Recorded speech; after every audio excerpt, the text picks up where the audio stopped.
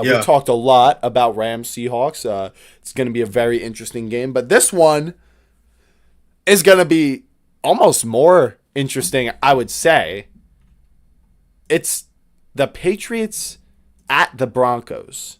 And the Broncos, as we've all discussed, are going to be starting backup quarterback Jarrett Stidham in this one, Hmm. as Bo Nix on the last two plays of overtime in the Bills game broke his ankle. I've heard rumblings that maybe he'll try to take something in play. I don't think they should do that. I think you take the guy, Stidham, who's been there for 3 years on the team with Peyton. He's been practicing. He'll be 100% ready to go, Yep. and yet you start him. So let's just run under the assumption that Jarrett Stidham will be the starter. I don't think that's crazy. But with that being said, Jarrett Stidham being in this game, he's going up against Drake Maye, who's had MVP talk. Obviously, the Patriots, with him in year two, have been spectacular, exceeded Hmm. all expectations with head coach Mike Vrabel. Hmm. But Bo Nix has now gone from making the playoffs his rookie year on a team that wasn't very, considered Was not very that hot. good when he got there. Really struggling with Russell Wilson, just looking like a complete embarrassment. He's still on their payroll, by the way. Russell Wilson. They're Russell Wilson, yeah. still paying him guaranteed money. And now he goes on and gets the one seed, and he wins a lot of games, maybe closer than some people should expect, but he's got like 6 comeback wins on the year. Gets the one seed in the AFC, and then genuinely outdueled Josh Allen in the divisional round. Did not make as many mistakes and made big time throws when it mattered. I'm just Exactly. wondering, why have people not shown the same love to Bo Nix, now the season's essentially over, as they've shown to Drake Maye? Why? Why no love for Bo Nix, and why all the love for Drake Maye? What's the difference? I feel like the difference kind of is,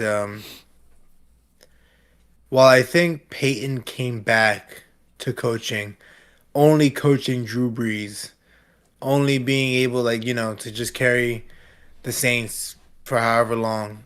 I feel like there was a part of me that was thinking that, Peyton coming back and he couldn't get it together with, because he did coach with Russ for a little bit, right? If I'm correct. Who? Sean Payton? Yeah. That's who was his first year That with was the his first Broncos. It year, right? was Yeah. Russ. So it was like he couldn't get it with Russ. So now it's that concept of like, now you bring this guy in. Okay, now he's performing. And I think there's like those little, like you say, there's little moments throughout the season where they almost lost to the Giants and then they came back and then they're playing tight to like tight clinch cheeks football against the Raiders. Yeah. And they're having all these moments throughout the season that I feel like you doubt them, you question them. While the Patriots, and they went to the playoffs already, and they got smoked. Yeah. So now there's this message around Bo Nix of, oh my God, he tried it once, got absolutely Hmm. and got kicked out. Like, dude got double clapped, kicked out real fast, and now they, like you saw beforehand, their strength of schedule wasn't the hardest, No, but neither were the Patriots. it was the easiest was the Patriots. Yeah. So like for them to come back the way they did, I feel like um And beat the Bills, the we've been team that blew them out last year in the playoffs. that blew them out last year, exactly. And it's not until now that I feel like the Broncos are gotten respect. But which again is a shame because they've been able to go up against teams, ball out the way they could, and stayed fighting, performing at like a high level. And as far as Drake May goes, um, the Patriots were not anybody's thought last year, and I think that's why everybody likes the story The new. of, yes, the story, the precipice of, oh, this team was fourth place last year in their division. They're in the AFC Championship in 1 year with a couple moves, Yeah. and it's like they're doing it, and I feel like Drake May again is getting more value in his resume because of the weapons that surround him. But like, let's be for real here. Booty, when he was at LSU, was still a monster and was still really, really good. Why is it that nobody paid attention to him? Because there were people like BTJ. There was people like Malik Neighbors.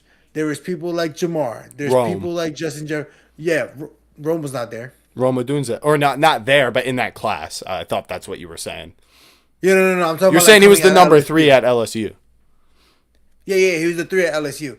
And I'm saying that's what got me. It was like, oh, you see Malik Neighbors, you see BTJ. No one's gonna ask about who the three is. You know what I mean? Yeah. And he's not playing the three for them in on the Patriots. Like he's playing, I think like the two, I'd say right? If I'm he's correct. probably the 2 or like the main slot. Like he kind of does Yeah, everything. yeah. So for me, like he was always a guy that they underrated. Diggs is the number one. I'm sorry. Yeah. So with Diggs Right. being the one, like Booty's not gonna be seen as like that same, but it's like he's still like a solid receiver, like nonetheless, you know what I'm saying? Mac Hollins just finds moments where he balls out for no reason. And Hunter Henry, stud tight end, no issue, no problem.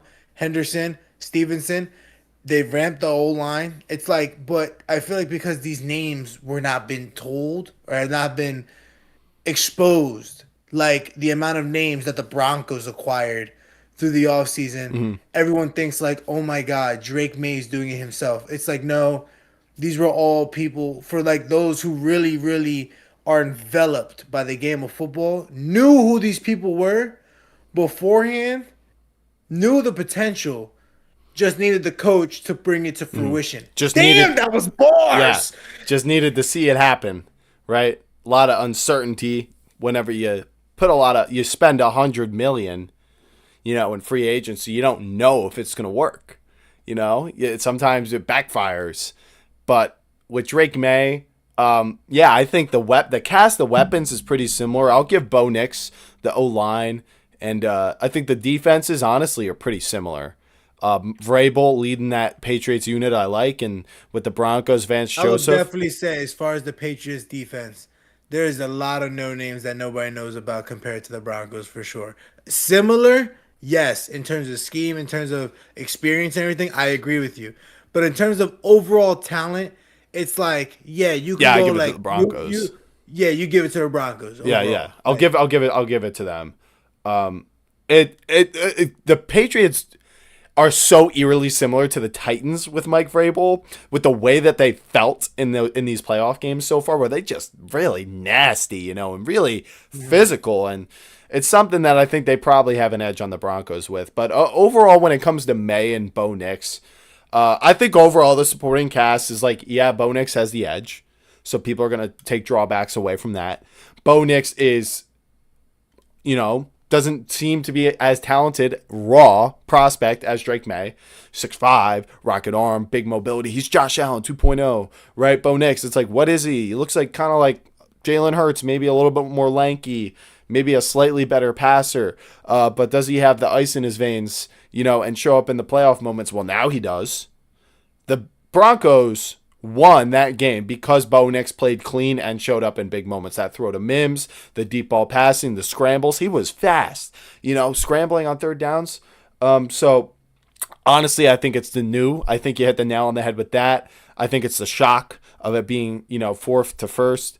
And then it's the talent. People fall in love with talent. And so I think it's exciting to think about what Drake May could be with his age and all that, where Bo Nix is like old, and it's like, it's not as exciting. So appreciation for Bo Nix. Dude's yes. gotten it done and been pretty damn good.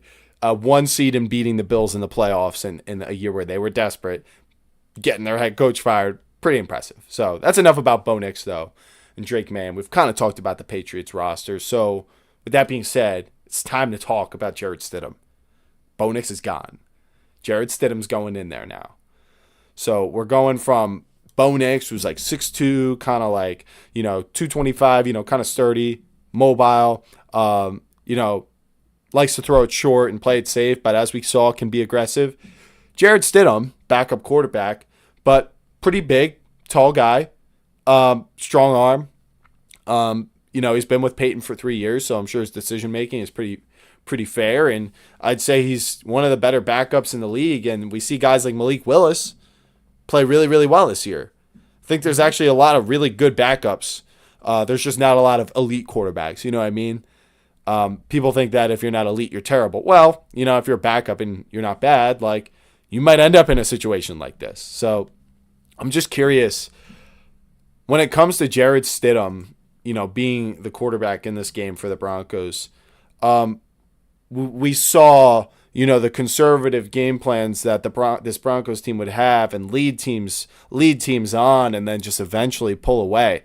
Do you think we're going to see a different version entirely of this Broncos offense where they're a bit more throw the ball downfield and be really, really aggressive over the top?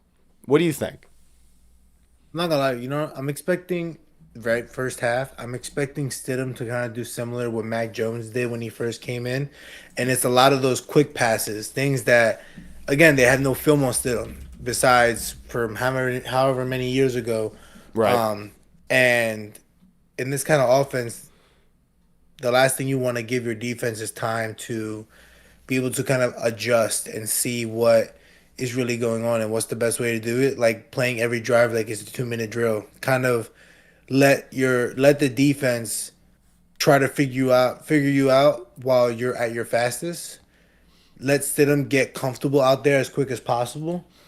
Because once they do figure you out, then at that point you're trusting your quarterback to be able to make the absolute best, most precise throws in the right moment. And it's just something that I think once Stidham when It's he goes not out ideal. there first, I don't think this is ideal for the how do I say this? It's not ideal against the Patriots defense, I would say that To be behind.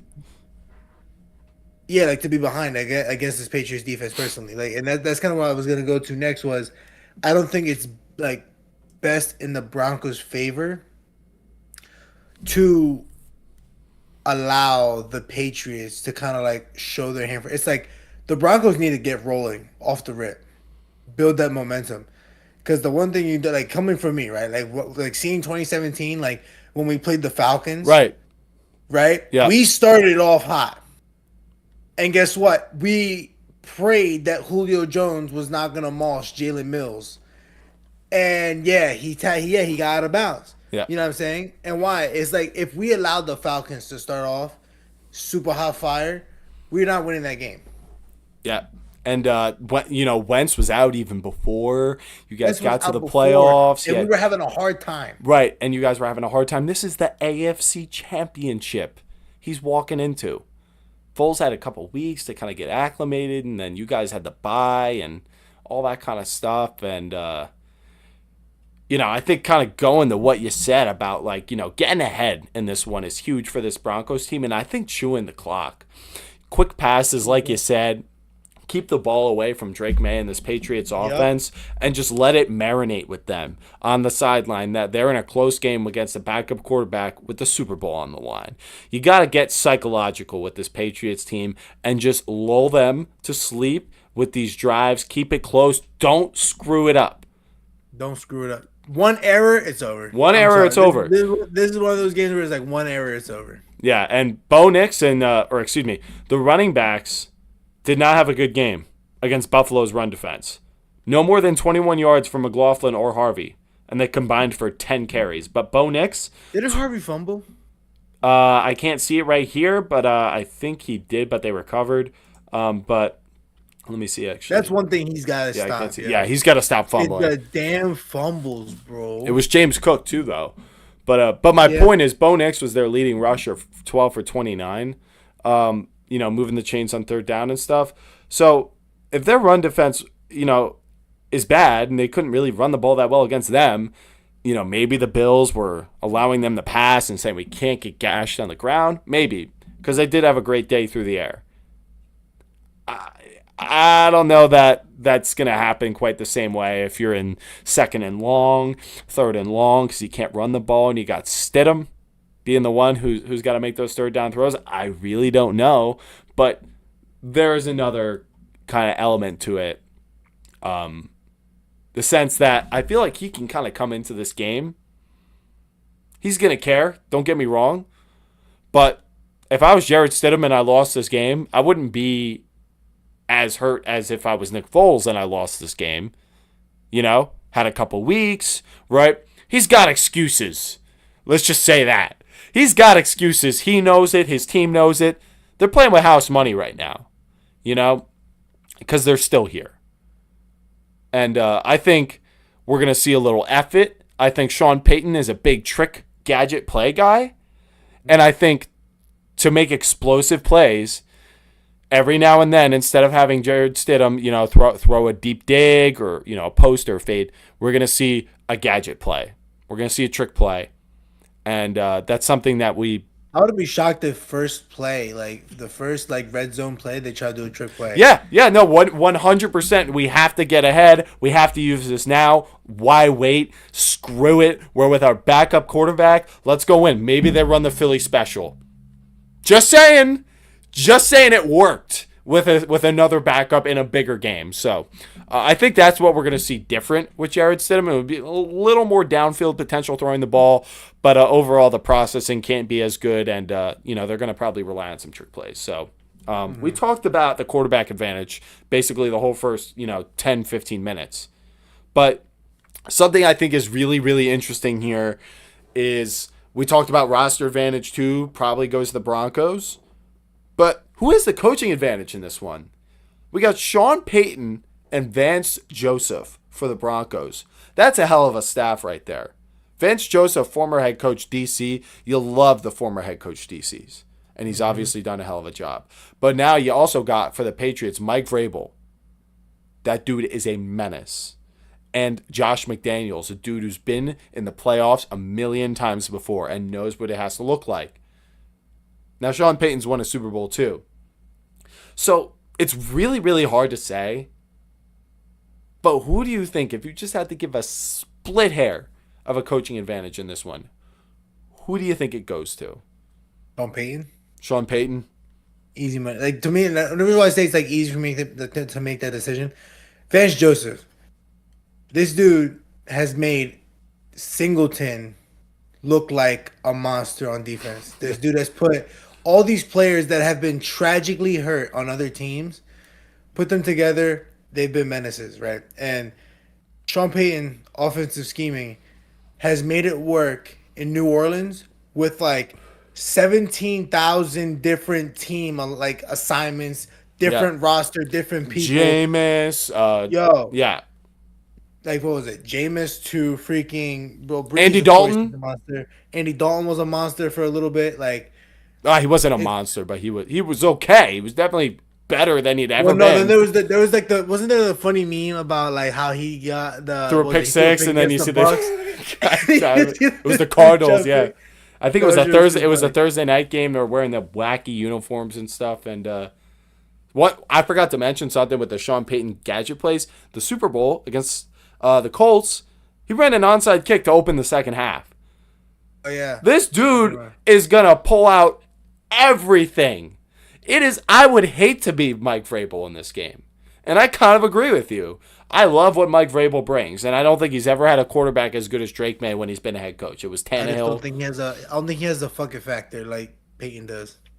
Yeah, well, and I think they do. Fuck around, find out. They do go for it on fourth down. Like that was a huge reason I think they won that Texans game. But I think McDaniels I don't think he's as creative as Sean Payton, obviously, and I think both defenses are going to show up. Vrabel and Vance Joseph kind of cancel out, and I would definitely take Sean Payton over Josh McDaniels. So I'm going to give the coaching advantage to the Broncos, actually. So it kind of sounds like I'm kind of giving a possible chance that the Patriots could lose this game. Currently, they are 5-point favorites in this matchup. And the line, actually, for a split instant, before we knew Bo Nix tragically got injured, it was actually Denver was a 1.5-point favorite. So, now that the Patriots are favored, I just want to ask you, if they lose this game against backup Jarrett Stidham, what does this mean for all the momentum this Patriots team has built this season and Drake Maye has built this season? Assuming, all of them don't play that well if they end up losing. What does this mean for this Patriots team if they lose this game? Depending on how the trial goes for Diggs, they might be in the market for another number one wide receiver. And if that's the case, right, and then hear me out, right, and this hurts me to say, but I feel like the Patriots, if they lose this game, they're gonna do everything they can to get AJ AJ Brown Brown. back. He loves Mike Vrabel. And I think he hates Sirianni. I really They're think gonna he do does. everything they can to try to get him back. Um, and I'd be just curious to see like how that market would look and what they're gonna be willing to trade. If I'm gonna be honest with you, because I don't know what. And hear me out, right? And hear me out. This is what I genuinely feel. If I'm trading AJ Brown, I need Christian Gonzalez. Oh, you're going to probably have to throw a pick in with AJ Brown, I would think. Just Yeah, but because I'm of saying that if I Gonzalez's gotta get age. Christian Gonzalez, I'm doing Christian Gonzalez, AJ Brown, and like a fourth. I'm And forgetting that you would love for this to happen as an Eagles fan. I feel like you'd have to give up a pick. And I think as an Eagles fan, I mean, you got DeJean, you got Quignon. You don't have a number 2, so I see where you're kind of going. because right there, then at Yeah. that point, right, you don't gotta stress about this draft, right? Most drafts we've seen so far lately have been heavily defensive. This is the first time where it's like offensive weapons and defensive weapons all across the board. And a lot of these teams that are in the front of the first 20 picks, some of them have offensive needs. A lot of them have defensive needs beyond means. Yeah, definitely. And trench So needs. I would rather acquire and fix my defensive issue being my second corner and take on what's it called, like a receiver, and just ramp the offense, do what you gotta do. And we're acting like Tyreek Hill's not out there right now. You know what I'm saying? We're acting like all these other receivers, could possibly not be out there. You know what I mean? It'd be a Yeah. scary duo for sure for the Patriots to have AJ Brown and Diggs and Booty as the slot. Right. Well, and they got Kyle Williams too. That's the other thing we Yeah. totally failed to mention this whole time. Rookie Kyle Williams, dude, he's a hell of a player. We haven't seen him really yet in the playoffs, I don't think. But I feel like if they win, it's probably because of a Kyle Williams explosive receiving play. And I suppose what you're saying is if the Patriots lose this game, they don't have enough. They should definitely win this game, and if they don't, you're saying the roster needs They're more like, star bro, we power. made it this far with these guys. Like, we literally are missing one thing, just like the Eagles with Saquon. We were a great team beforehand. We got Saquon and we got Mekhi Becton, elevated us. Right, Like, and how beyond much miles. better you got when you got A.J. Brown, though he was in his prime, still. Huge improvement for the passing game. Yeah. Make your quarterback's job easy. Well, I can tell you what I think this means if they lose. Frauds. How is this only a 5-point spread? You're versing a backup quarterback and you're an AFC Championship representative. Like, the fact that this game is within a touchdown really says a lot. Because I feel like it should. The Seahawks were favored 10 points over the 49ers. You know, that was Brock Purdy versus Sam Darnold. That was all about the roster. Because it wasn't about the coaching. It was all about the roster. So if these rosters are even, the coaching's pretty even. You know, Broncos roster's slightly better, I would say. It's not that much better.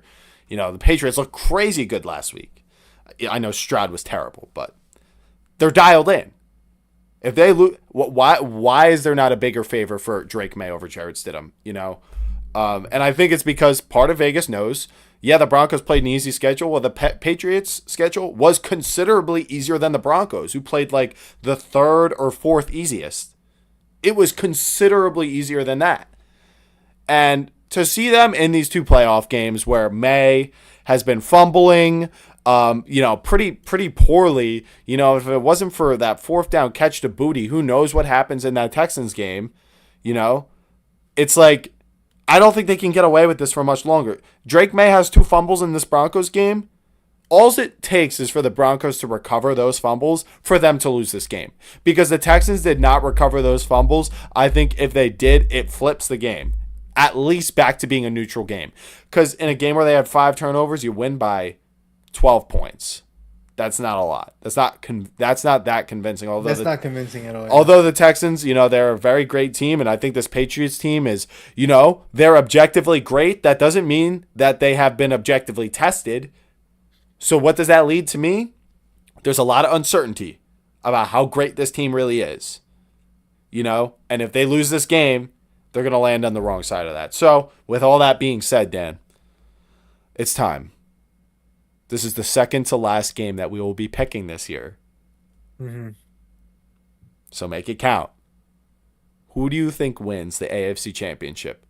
The Patriots or the Broncos? I say the Patriots find a way to be able to make it out. And I think, with that being said, the Patriots are going to come out winning. And this is exactly how I see the drive. It's going to be like Stidham goes, he makes it all the way. They score a touchdown. The crowd blows up. Everyone's going stupid, everything. And they're like, oh, my God. The announcers are going to glaze it. Tony Romo's going to be like, it's almost like a Mahomes kind of situation. And all that shit in between. And then they're going to come out. Drake Maye, he's going to get a ball started. They're going to run the ball probably to try to bring in the defense, get it close, try to throw a big shot. Oh, my God. It got caught. Diggs, he does his scream. They pan to Cardi B. They come back to the field. Then we go. Quick throw to Hunter Henry. Just getting themselves to the freaking field. Just getting to the marker. Just where they need to be. You know what I'm saying? Mm-hmm. And I'm seeing 3 seconds left. Field goal. They win by 2. I'm thinking it's going to be 28-26. Patriots. All right. 28-26 Patriots. So there are some points scored in this game. I believe the over-under is like 43 right now. 42.5. So it's kind of low, I guess. Both teams are probably going to want to run the ball. Even though Drake May's great, it's like, let's play it safe. What did the Titans do? You don't want to flip momentum too fast. You don't want to flip momentum and pass when you don't have to, and he fumbles or throws a pick, and you give this Broncos team momentum. Because every ounce of momentum you give this Broncos team is going to mean more to them than it does to the Patriots. Because they're in a crazier situation. And if you don't think that way, I'm sorry. Because I do. The psychological element to this is going to be so real. And by no means should the Patriots realistically lose this game. I think if they played it 10 times, I think the Patriots would probably win 7 times. What are the other 3 times that the Broncos end up winning? They end up winning in those games because of some Sean Payton bullshit. The fucking onside kick, the, trick plays, all that kind of stuff. It's going to be some bullshit. But it's football, and that Philly special, what do you think the Patriots were thinking after that happened? That's some bullshit. But you know what? It worked. And Sean Payton, although he's probably devastated by the loss of Bo Nix, I think Jarrett Stidham is a guy you can work with, and I think he's got Payton had no stress. Bro is literally just like, Stidham's ready to go? Yeah, he's ready to go. And I bet you're going to see a lot when you see him. Right. Oh, shit. He's got a whole playbook for a situation just like this. And I'm sure they were saving it for the Super Bowl with Bo Nix, or if this game got close. They were saving a lot of them. We didn't see many of them in the Bills game. They were winning. If this game gets close, tight, back and forth, then we're going to see some of that stuff. And because of that, I don't know. I just have this confidence that the Broncos are going to win this game. Somehow, they're going to win this game. And although the run game wasn't that effective, we know Sean Payton, better than almost anyone, can create an extension of the run game through the passing game. Get their defense to be aggressive, hit some big shots over the top, to play off that kind of stuff. It's going to be the best coach game of his career because he's not working with Drew Brees. He's not doing it. This is a legacy game for Sean Payton, and I truly believe that they're going to come up with some tricks on offense that is going to completely bypass the physical toughness of this Patriots defense. That is no doubt going to have an effect. But one more element that I really haven't mentioned, I think the Broncos have a clear offensive line advantage in this game. And the cleaner quarterback is typically the one who wins in any Yeah. matchup. That's why Mahomes lost to Jalen Hurts. That's why Mahomes won the first time because he wasn't sacked. And that's why the Rams beat the Bengals. Go back to every single Super Bowl. I couldn't tell you the last one that the more sacked quarterback or the more pressured quarterback ended up winning. So And I applying, just feel like in the Super Bowl, once the quarterback gets a little dirty, they become filthy by the end of the league. I feel like the pressure of the Super Bowl, it's the only quarterback I've seen that gets dirty in the Super Bowl and still come back to win, Brady. yeah, yeah. Except the Giants pummeled them. The Giants pummeled Brady in those Super Bowls. And then the only one where I think he didn't get pummeled and he lost was the Nick Foles one, which just Yeah. didn't make sense. A lot like this Broncos win is going to feel. It's going to feel like, what the hell just happened? Why are the Broncos putting up 28 points on this Patriots team? My score prediction is going to be 28-24 Broncos, game-winning touchdown. And I guess, every game, both of these are going to have game-winning touchdowns based on the way you and I have been talking about them. But Yeah. it really goes like that sometimes. I mean, these are going to be some crazy matchups. So yeah, I mean, I cannot wait to watch these games, man. They're going to be so exciting, just to see, what storyline we end up with for the Super Bowl. And like you kind of mentioned at the beginning of the show, what does this all mean for next year? It's going to be awesome. So that's Broncos-Patriots. And Dan, there's a few other bits of